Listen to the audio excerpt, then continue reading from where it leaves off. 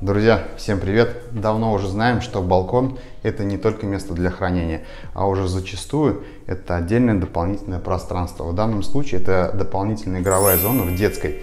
Что здесь классно для ребенка? Ковролин отдельно в этой зоне, соответственно, подогревающийся теплый пол, классный крутой дизайнерский радиатор, который дополняет интерьер. Соответственно, здесь есть бризер для постоянной подпитки свежего воздуха. Это будет зона игровой.